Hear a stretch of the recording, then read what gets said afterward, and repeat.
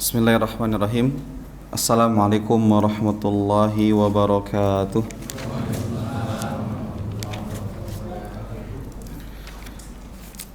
Innal hamdalillah nahmaduhu wa nasta'inuhu wa nastaghfiruh wa na'udzu billahi min syururi anfusina wa sayyiati a'malina.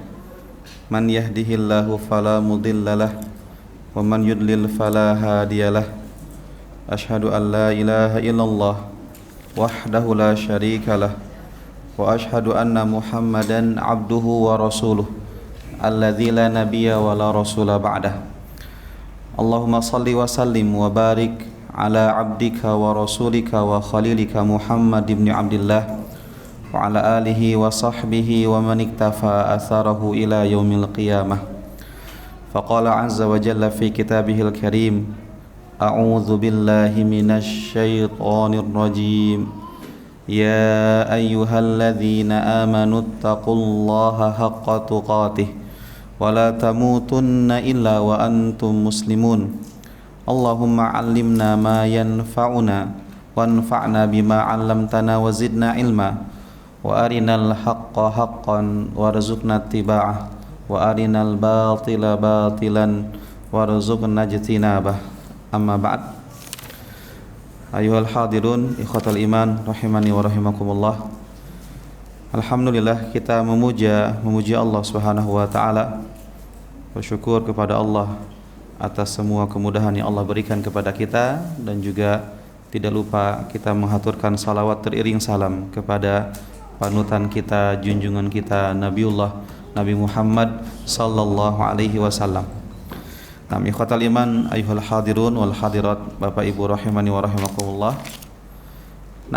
Ya, sebetulnya pekan ini seharusnya libur ya, karena diganti dengan pekan sebelumnya. Ala kulli hal qadarullah, agenda saya bisa dimajukan sehingga kita maksimalkan kembali malam hari ini. Tentunya kita berdoa kepada Allah, mudah-mudahan Allah Subhanahu wa taala berkenan memberikan kepada kita ilmu yang bermanfaat yang bisa kita amalkan dalam kehidupan sehari-hari.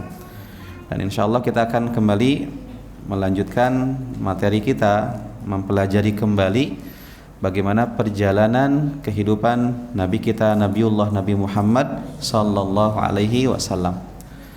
Bapak Ibu hadirin rahimani wa rahimakumullah, di pertemuan sebelumnya kita telah menjelaskan tentang apa Pak? 1 minggu yang lalu Pak, bukan 1 bulan yang lalu Pak. Apa Pak kira-kira?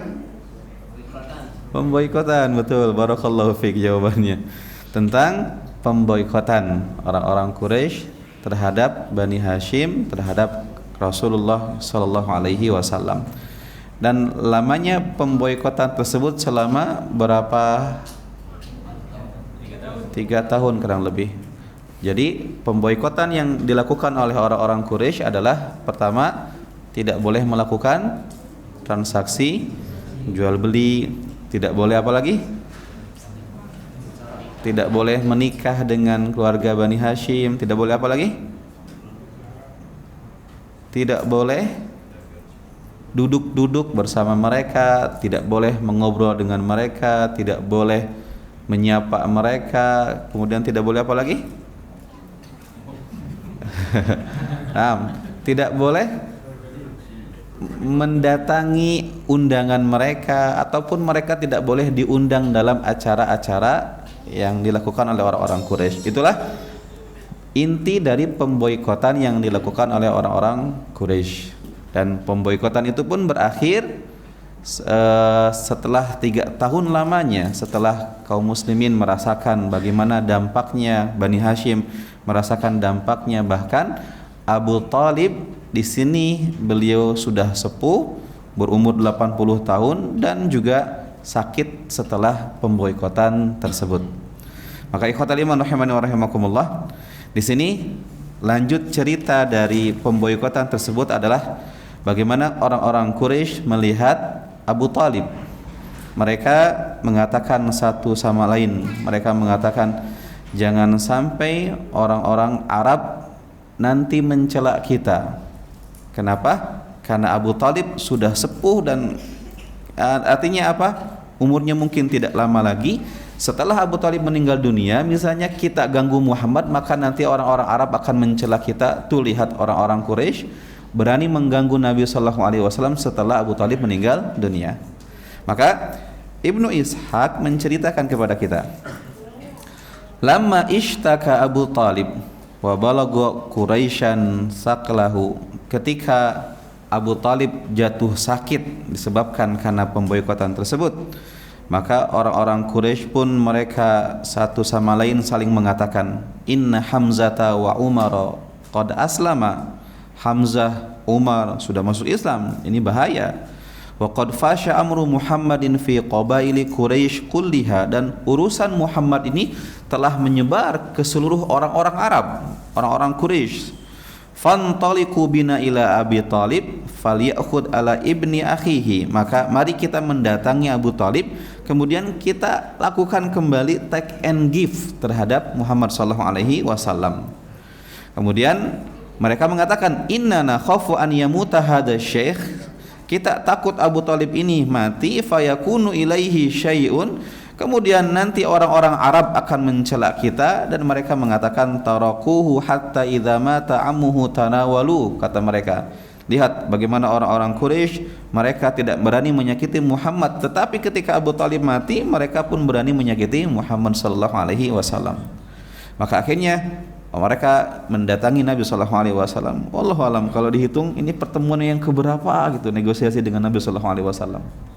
Maka yang datang orang-orang itu lagi, Utbah bin Rabi'ah, Syaibah bin Rabi'ah, Abu Jahal, Umayyah bin Khalaf, kemudian Abu Sufyan, kemudian 25 orang yang datang kepada Abu Talib ketika itu. Maka mereka mengatakan, ya Aba Talib, innaka minna haitsu qad alim wa qad hadaraka ma tara wa tukhawwifuna alaik. Ya Aba Talib, sesungguhnya engkau memiliki kedudukan di antara kami, dan juga kami melihat telah datang tanda-tanda umurmu, usiamu sudah menua, dan kami takut kecelakaan ataupun engkau meninggal dunia, gitu kan. Wa qad alimta alladzi bainana wa baina ibni akhik, dan engkau tahu apa yang terjadi antara kita orang-orang Quraisy dengan keponakanmu Muhammad. Fad'uhu fakhudhahu minna, maka panggillah Muhammad, maka biarkan kami menawarkan sesuatu kepada Muhammad, wa khudh lana minhu, dan biarkan kami pun meminta sesuatu kepada Muhammad, liyakuffa anna wa nakuffu anhu, biarkan kami berdua bernegosiasi, ya mudah-mudahan ketemu titik temu dengan Muhammad sallallahu alaihi wasallam. Maka Abu Talib pun mengirim seseorang untuk memanggil Nabi sallallahu alaihi wasallam. Kemudian Nabi pun datang. Kemudian Abu Talib mengatakan, ya ibna akhi, wahai keponakanku Muhammad, haulai asyrafu qaumik, mereka adalah pemimpin-pemimpin kaummu. Mereka datang ke sini untuk take and give, memberi sesuatu kepadamu, untuk menerima sesuatu darimu. Maka dengarkanlah apa yang mereka tawarkan kepadamu. Kemudian mereka pun menawarkan beberapa hal sebagaimana yang telah dijelaskan sebelum-sebelumnya kepada Nabi Muhammad SAW. Akan tetapi ketika mereka selesai, Nabi SAW mengatakan, ara'aitum in a'taitukum kalimatan takallamtu biha malaktum bihal Arab. Wahai orang-orang Arab, wahai orang-orang Quraisy, bagaimana pendapat kalian jika seandainya aku sampaikan kepada kalian, berikan kepada kalian satu kalimat yang mana dengan kalimat tersebut malaktum bihal Arab wadanat lakum bihal ajam, yang mana dengan kalimat tersebut kalian bisa menaklukkan seluruh Arab dan juga bisa menaklukkan orang-orang selain Arab. Lihat di sini tawaran Nabi Muhammad SAW, dan itu pun juga berlaku kepada seluruh umat sebetulnya. Nabi SAW mendatangi mereka, mendakwahi mereka, kemudian mereka menawarkan sesuatu kepada Nabi, dan Nabi pun menawarkan kepada mereka. Nabi mengatakan, mau tidak aku tunjukkan kepada kalian satu kalimat yang dengan kalimat tersebut kalian bisa menaklukkan Arab dan menaklukkan orang-orang selain Arab. Yang mana kalimat ini muncul di zaman Nabi, yang mana Abu Sofyan, Abu Jahal paham bahwa negeri mereka, negeri Mekah, negeri kecil, negeri Arab, negeri yang menjadi pertengahan antara dua kerajaan besar Romawi dan Persia yang selalu memperebutkan kekuasaan, berperang selama ratusan tahun dengan historical militer mereka. Maka di sini Nabi SAW menawarkan satu kalimat itu, yang mana kalau kalian menyebutkan kalimat tersebut, kalian bisa mengalahkan Romawi, Persia, Arab, semuanya takluk kepada kalian. Kemudian mereka mengatakan, apa itu wahai Muhammad? Kemudian Nabi SAW mengatakan apa? Qul la ilaha illallah. Katakanlah kalimat la ilaha illallah. Dengan kalimat tersebut kalian bisa menaklukkan seluruh manusia Arab dan non-Arab.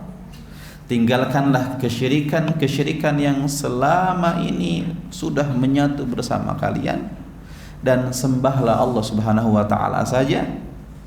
Allah lah zat yang berhak untuk disembah dan diagungkan.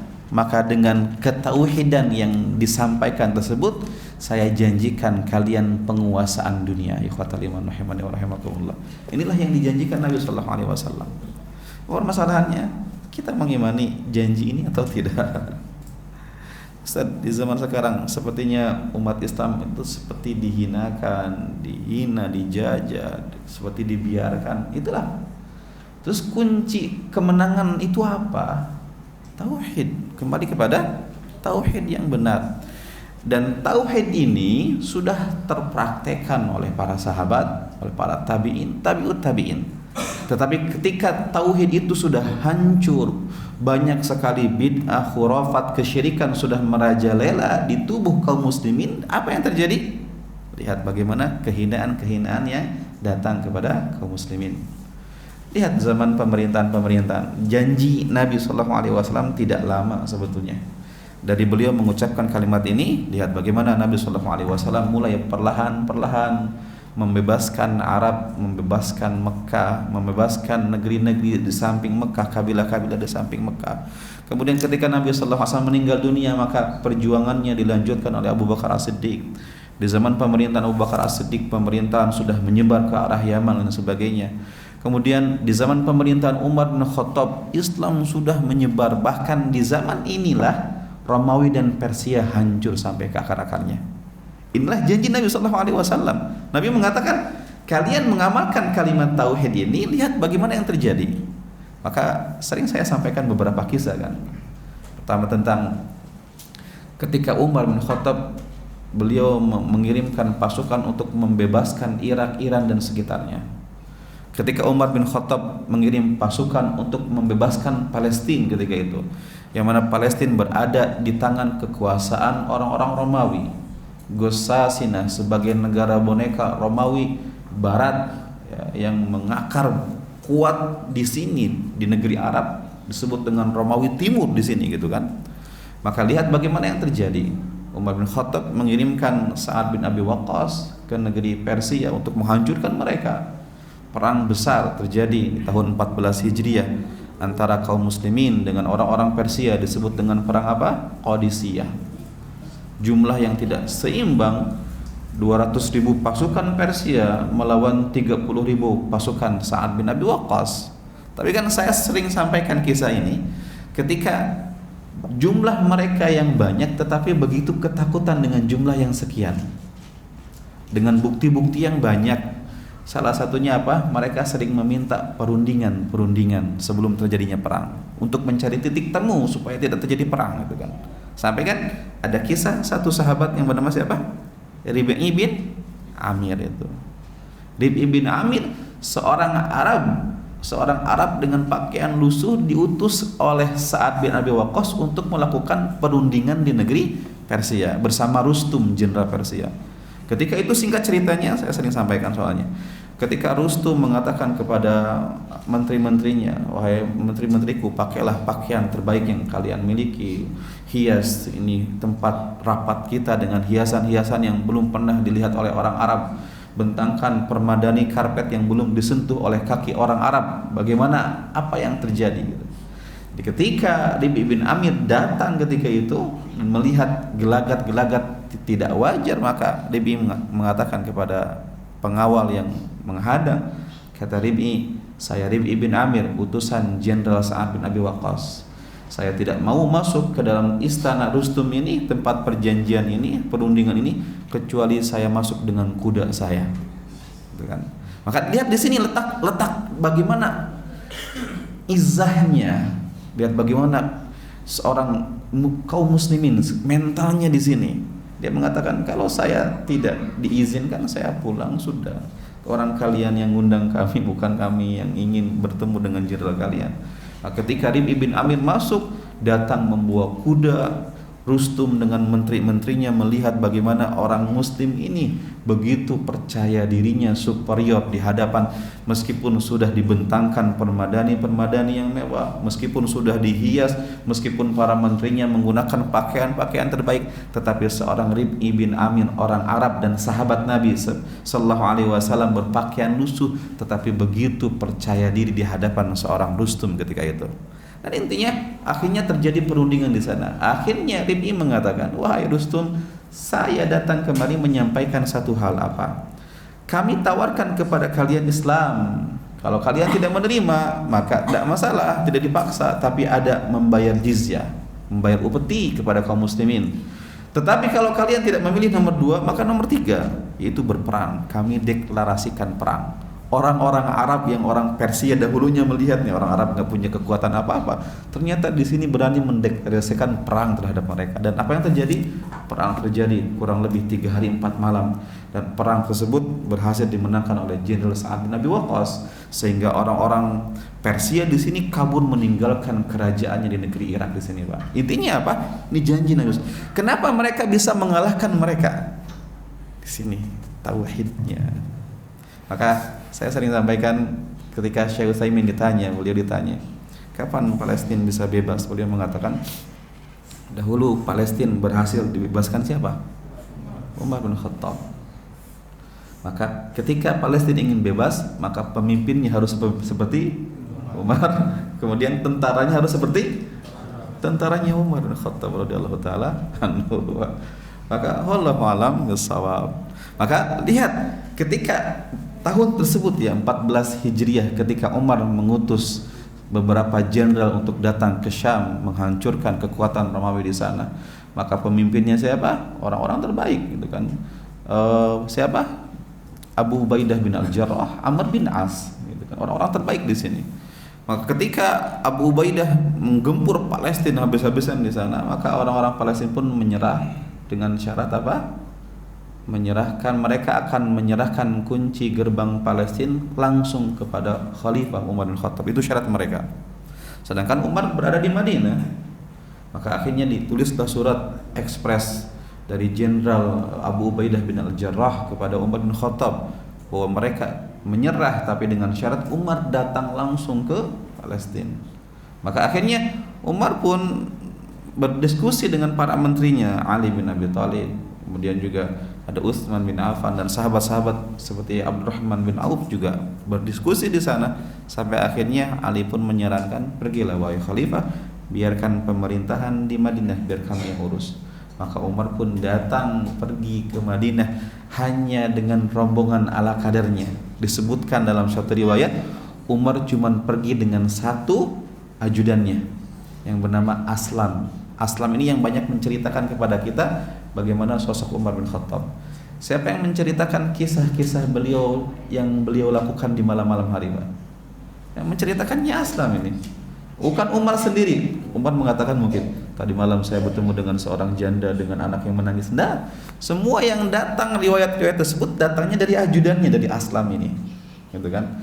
Maka disebutkan dalam satu riwayat, Umar ketika itu dengan Aslam berangkat berdua dengan kendaraan ala kadarnya. Disebutkan kadang bergantian, Umar di atas, Aslam di bawah, seperti itu. Sampai ketika Umar datang ke Palestina, kemudian sebelum masuk gerbang Palestina disambut oleh Abu Ubaidah bin Al-Jarrah. Gitu kan? Ketika itu Abu Ubaidah sedikit tidak senang dengan Umar. Karena kenapa? Ketika itu Umar yang pegang kudanya, kemudian sepatunya menggantung di leher Umar. Ini Abu Ubaidah nggak senang melihat ini. Kata Abu Ubaidah, wahai Umar, Anda ini akan datang untuk menerima pintu ataupun menerima pintu gerbang Palestina. Kok penampilan seperti ini gitu kan? Hubungan kita kan, apalagi orang-orang Palestina kan terbiasa dengan kemewahan. Mereka melihat bagaimana raja-raja Romawi kalau rombongan itu budak-budaknya banyak, prajuritnya banyak. Ini sudah seperti ini rombongannya, kemudian itu sepatu ngegantung juga di leher gitu kan.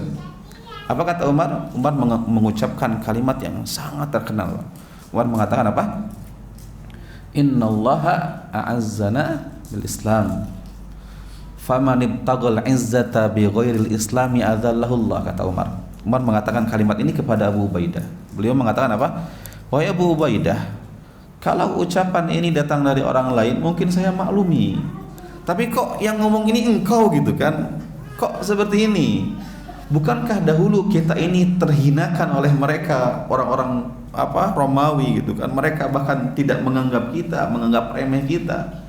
Kemudian Allah muliakan kita dan bisa menaklukkan mereka gara-gara apa? Islam, gara-gara tauhid, gara-gara janji Nabi ini sallallahu alaihi wasallam. Bukan karena pakaian yang kita kenakan, bukan dengan jabatan yang saya miliki, bukan karena harta yang kita punya. Sesungguhnya Allah muliakan kita, muliakan manusia dengan keislaman dan tauhid mereka kepada Allah. Tapi siapa yang mereka menjauhi Islam, mereka yang sudah menyekutukan Allah, banyak khurafat-khurafatnya, maka sesungguhnya Allah akan menghinakan mereka semuanya.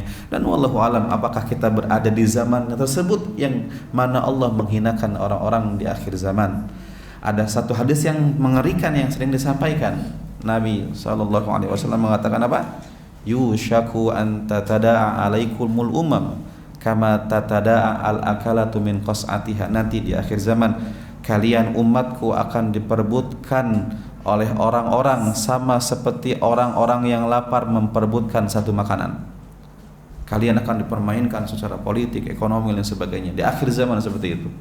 Kemudian para sahabat mengatakan, amin qillatin nahnu yauma idzin ya Rasulullah. Apakah musuh-musuh menghinakan kita, mempermainkan kita karena jumlah kita yang sedikit ya Rasulullah? Kata Nabi, beliau mengatakan la, tidak. Bal antum katsir, akan tetapi jumlah kalian sangat banyak, akan tetapi jumlah kalian tidak memberikan kekuatan sama sekali, seperti buih air di lautan. Kenapa seperti itu? Karena Allah Subhanahu wa taala mencabut wibawa yang pernah dimiliki oleh musuh kalian terhadap kalian. Dahulu ketika satu jenderal muslim melewati satu negeri, mereka ketakutan, bergemetar mereka, Pak. Ketika Qutaibah bin Muslim melewati Rusia ketika itu, negara bagian Rusia, ketika itu mereka ketakutan melihat jenderal ini, wibawa yang dimilikinya. Tapi sekarang mana? Wibawa yang pernah dimiliki itu mana? Allah cabut. Kemudian yang selanjutnya apa kata Nabi sallallahu alaihi wasallam? Wala yakdhifannallaha fi qulubikumul wahan, dan Allah akan menanamkan kepada kalian sifat wahan. Apa itu wahan? Hubbud dunya wa karahiyatul maut, cinta berlebihan terhadap dunia dan benci terhadap akhirat. Inilah masalahnya. Ketika orang sudah tidak memperhatikan akhirat, mereka lebih gila terhadap dunia. Dan apa yang terjadi? Lihat bagaimana kehancuran Andalus ketika Islam mengakar di sana sampai 800 tahun, ketika para ulama-ulama banyak yang muncul dari sana dan kitab-kitab yang masih dikaji sampai saat ini. Akan tetapi ketika pemerintahannya sudah goyang, ketika raja-raja ataupun khalifah-khalifahnya sudah senang dengan kehidupan dunia, dan tentara dan rakyatnya juga sudah jauh dari agama, apa yang terjadi? Andalus dikalahkan kembali dan mereka merebut dan menghancurkan Islam. Maka inilah janji Nabi sallallahu alaihi wasallam. Permasalahannya kita beriman kepada janji tersebut atau tidak. Ketika Nabi mengatakan kepada orang-orang Quraisy, maukah aku tunjukkan kepada kalian satu kalimat yang mana dengan kalimat tersebut kalian bisa mengalahkan Arab, bisa menguasai Arab dan menundukkan orang-orang ajam? Nabi mengatakan, katakan la ilaha illallah, ucapkan la ilaha illallah, tetapi bukan sebatas ucapan. Banyak orang yang mengucapkan kalimat la ilaha illallah dengan ucapannya, akan tetapi bukan hanya sebatas ucapan, tetapi konsekuensi, mengamalkan konsekuensi dari ucapan la ilaha illallah. Kemudian ketika mereka ditawari ini sama Nabi Sallallahu Alaihi Wasallam, mereka menjawab, kemudian mereka bertepuk tangan menghina Nabi Sallallahu Alaihi Wasallam. Hebat, gitu kan bahasanya gitu, Pak. Jadi ketika mereka ditawarkan kalimat ini, mereka tepuk tangan. Hebat. Aneh, wahai Muhammad, gitu kan. Aturidu ya Muhammad an taj'alal alihata ilahan wahida. Wahai Muhammad, urusanmu itu aneh. Engkau ingin menjadikan Tuhan-Tuhan yang banyak yang kita sembah semenjak ratusan tahun yang lalu, yang disembah oleh nenek moyang kita, menjadi satu Tuhan. Inna amraka la'ajab. Sesungguhnya urusanmu itu aneh, wahai Muhammad. Maka dengan sebab ucapan ini Allah menurunkan ayat. Mereka mengatakan, innahu wallah ma hadzal rajul bimu'tikum syai'an mimma turidun. Kemudian mereka mengatakan, tadi kan mereka datang ke Nabi Muhammad untuk memberi dan menerima kan. Maka mereka mengatakan, kata mereka, sesungguhnya Muhammad ini tidak akan memberi sesuatu kepada kita. Maka fantaliqu wamdu ala dini abaikum. Kemudian mereka mengatakan apa? Bubarlah, udah bubar. Gak akan ketemu titik temunya dengan Muhammad. Dan kuatlah kalian di atas agama nenek moyang kalian, agama kita, karena agama kita yang benar. Hatta yahkumallah bainakum wa bainahu, gitu kan. Sampai lihatlah nanti hasilnya siapa yang menang, apakah agama kalian atau agamanya Muhammad. Bubar. Akhirnya mereka pun bubar di pertemuan tersebut bersama Abu Talib. Dan Allah Subhanahu wa taala akhirnya menurunkan surat Shad, yang ucapan mereka diabadikan oleh Allah Subhanahu wa taala. Allah berfirman, A'udzu billahi minasy syaithanir rajim. Bismillahirrahmanirrahim. Shad wal qur'ani dzidzikr.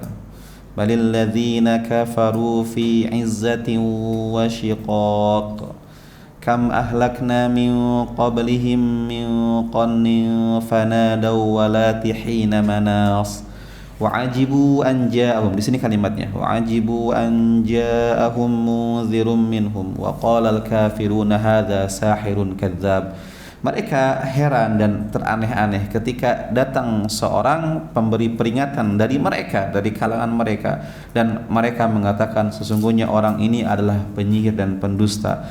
Aja'alal alihata ilaha wahida inna hadza la syai'un ujab. Apakah orang ini hendak menjadikan Tuhan-Tuhan yang banyak menjadi satu Tuhan? Sesungguhnya urusannya itu adalah urusan yang aneh. Maka ucapan mereka diabadikan oleh Allah Subhanahu wa taala dalam surat ini. Surat apa Pak namanya? Surat Shad. Nah, jadi itulah pertemuan terakhir antara orang-orang Quraisy dengan Nabi Muhammad SAW sebelum Abu Talib meninggal dunia. Dan disinilah masuk kepada materi selanjutnya, yaitu disebut dengan Amul Huzni, tahun kesedihan.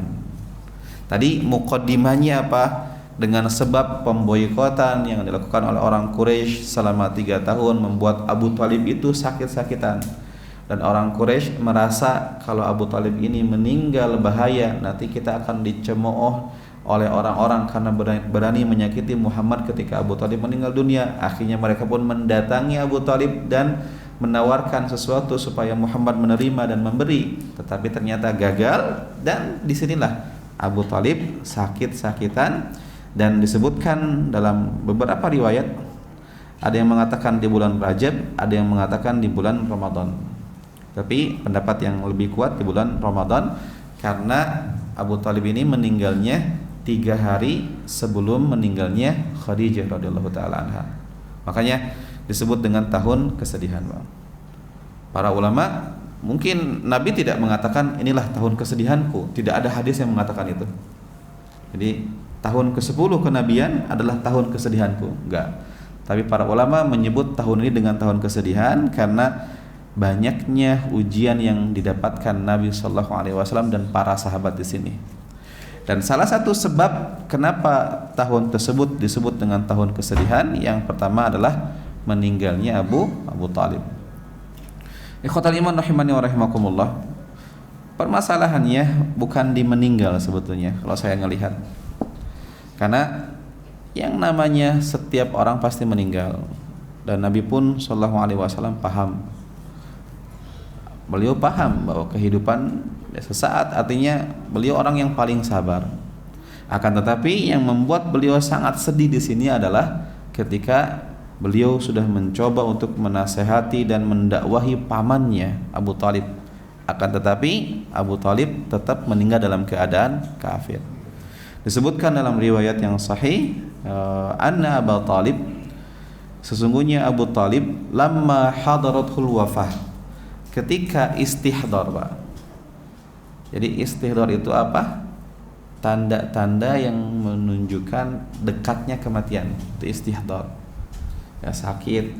Sedangkan yang namanya sakaratul maut adalah ketika roh itu sudah ada di kerongkongan. Bedakan antara istihdar dengan sakaratul maut. Istihdar itu dia masih terlentang, masih kadang sakit terlihat gitu kan, juga ada sunnah-sunnah yang bisa dilakukan ketika istihdar itu. Adapun sakaratul maut, ya sudah nyawa sudah di kerongkongan, dekat kematian gitu kan, sudah di ujung.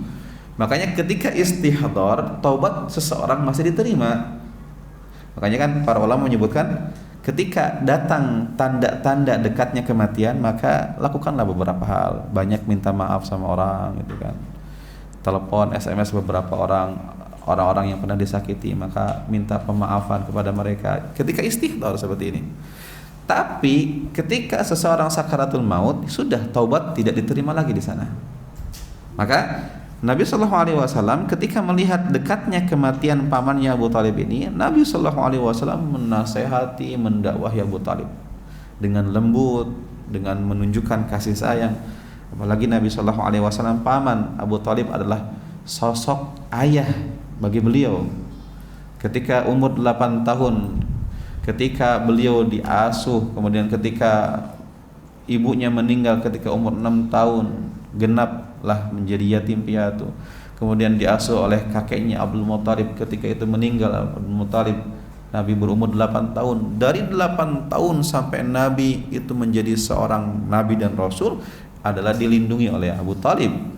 Maka di sini Rasulullah SAW sangat mengenang jasa-jasa Abu Talib. Maka Nabi Muhammad sering mendakwahi Abu Talib. Nabi Muhammad sering salat dilihat oleh Abu Talib. Nabi Muhammad memperlihatkan tanda-tanda mukjizatnya dilihat oleh Abu Talib. Tapi yang namanya hidayah, meskipun orang tersebut sudah ditunjukkan mukjizat apapun, tetapi kalau dia belum mendapatkan hidayah, mental sudah susah gitu kan. Banyak kalimat yang sering kita baca apa? May yahdihillah fala mudhillalah wa may yudlil fala hadiyalah.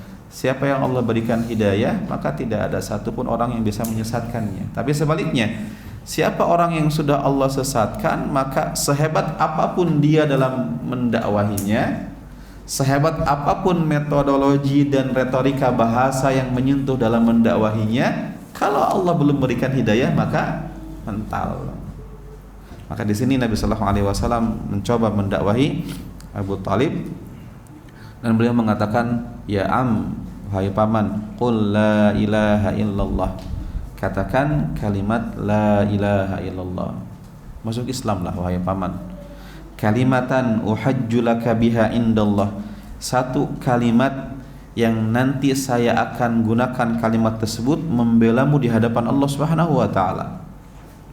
Tetapi ketika masa-masa istihdar tersebut, maka dari istihdar masuk kepada masa-masa sakaratul maut. Maka ketika istihdar tersebut, maka Abu Talib masih mengatakan, dan ketika itu ada dua manusia yang sama-sama mendampingi Abu Talib, yaitu Abu Jahal dan Abdullah bin Abi Umayyah. Maka dua orang ini mengatakan kepada Abu Talib setelah Nabi mendakwahinya, dia mengatakan, ya Abu Talib, taraghabu an millati Abdul Muthalib, wahai Abu Talib, sejak kapan engkau membenci warisan budaya nenek moyang kita? Sejak kapan engkau mengganti agama ayahmu sendiri Abdul Muthalib? Bukankah ayahmu Abdul Muthalib sama dengan kita keyakinannya? Apakah engkau akan dipengaruhi oleh Muhammad seperti itu? Kemudian akhirnya dengan nasihat-nasihat yang diberikan oleh Abu Jahal ini, maka Abu Talib pun tetap mengatakan ana ala millati Abdul Muthalib.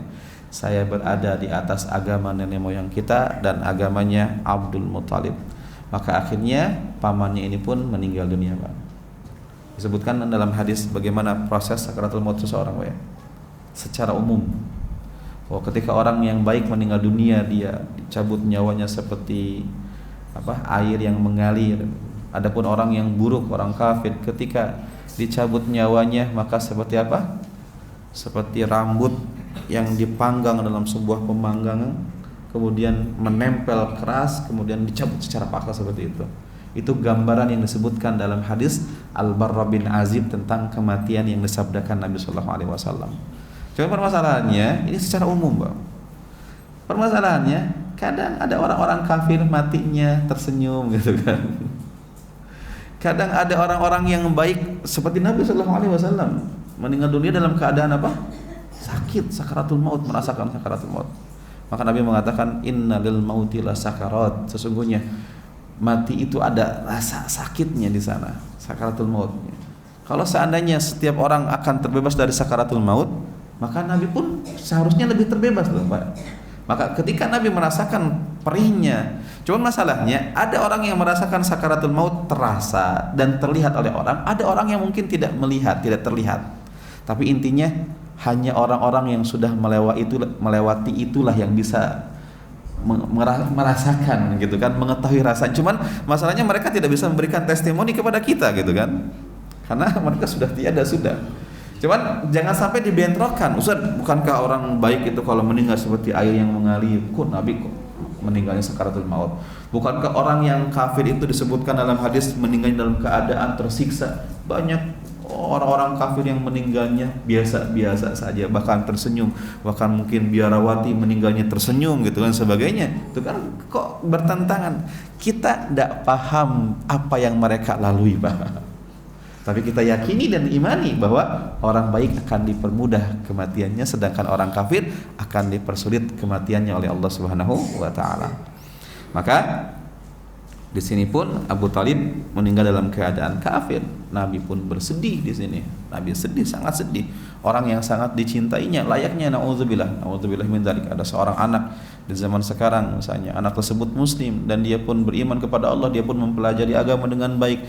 Dia paham jika seandainya ada seseorang mati dalam keadaan kafir, maka sesungguhnya dia kekal selama-lamanya di dalam neraka, meskipun orang tersebut orang yang baik secara sosial, ya.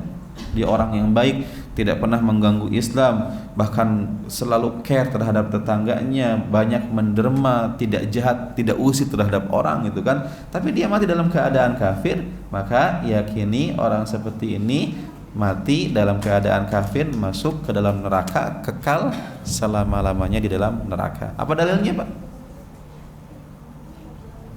Apa dalilnya? Ya ini Abu Thalib dalilnya. Abu Thalib, bukankah Abu Thalib orang baik? Sangat baik, bukan orang baik, sangat baik. Membantu dakwahnya Nabi, Nabi dicegat dakwahnya, dibantu oleh Abu Thalib gitu kan. Nabi ketika masa remajanya kemudian dididik oleh Abu Thalib, jasa-jasanya banyak. Bahkan ketika pemboikotan dia mengatakan kepada anak-anaknya, kalau anak-anaknya celaka dia nggak peduli gitu kan. Tapi ketika itu dia mengatakan apa? Abu Thalib, wahai anak-anakku, jagalah Muhammad. Saya takut ada orang yang ingin mencelakai Muhammad. Sampai seperti itu tingkat sayangnya kepada Rasulullah SAW. Tetapi ternyata semua kebaikan yang dia lakukan, baik terhadap Islam, baik terhadap Nabi Muhammad, ternyata ketika meninggal dunia dalam keadaan kafir, maka tidak ada artinya. Dalil yang lain surat Al-Furqan, Pak. Al-Furqan ayat 23 atau 25, saya lupa lagi. Bunyinya apa? Wa qadimna ila ma amilu min amalin faj'alnahu haba'an mansura. Nanti pada hari kiamat kami akan perlihatkan kebaikan-kebaikan seseorang, pahala-pahala yang dia lakukan, pahala sedekahnya, tetapi ternyata Allah buat pahala tersebut hancur seperti debu yang berterbangan. Karena apa? Karena kesyirikan yang dilakukannya. Kemudian dalil yang lain apa? Itu Abdullah bin Jud'an. Abdullah bin Jud'an ini mati dalam keadaan jahiliyah, dan dia orang yang banyak berderma, Sampai Aisyah mengatakan, "Ya Rasulullah, Abdullah bin Jud'an ini ketika masa jahiliyah menyambung silaturahim, banyak berinfak, kemudian banyak membebaskan budak-budak. Apakah bermanfaat amalan kebaikannya?" Kata Nabi apa? Tidak, karena dia tidak pernah mengatakan, "Ya Allah, bebaskanlah aku dari fitnah hari kiamat." Artinya dia tidak beriman kepada Allah Subhanahu wa taala. Maka ketika orang di zaman sekarang mengatakan bahwa agama itu hanya sebatas pakaian, tujuannya semua agama mengajarkan antara surga dan neraka, ente jangan merasa yang paling benar karena semuanya mengajarkan kebenaran. Kita katakan enggak. Kita katakan apa? Iya, aneh yang paling benar gitu. Mohon maaf dalam masalah ini gitu kan. Karena kenapa? Itulah yang kita yakini. Orang-orang mengatakan kasihan gitu kan. Ini orang baik masa masuk neraka? Kan bahasanya gitu logikanya, Pak. Kita sampaikan hadis-hadisnya. Kisah tentang Abu Thalib, orang baik mati dalam keadaan kafir. Abdullah bin Jud'an juga orang baik mati dalam keadaan kafir. Al-Bayyinah, innal ladzina kafaru min ahlil kitab wal musyrikina fi nari jahannam khalidina fiha. Sesungguhnya orang-orang kafir dari ahlu kitab, Yahudi, Nasara wal musyrikin, paganismenya Yahudi, Buddha dan sebagainya, kalau mati dalam keadaan agama mereka, fi nari jahannam, mereka berada di neraka jahanam, khalidina fiha, kekal selama. Bukan kita yang menyampaikan, Allah yang menyampaikan. Masalahnya ente beriman gak kepada ucapan Allah Subhanahu wa taala gitu.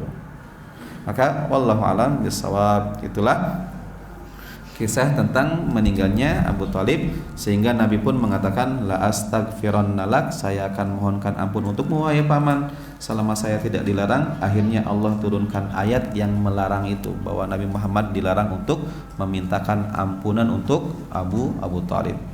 Nah, naktafi bihadza, kita lanjutkan setelah Isya. Wassalamualaikum warahmatullahi wabarakatuh.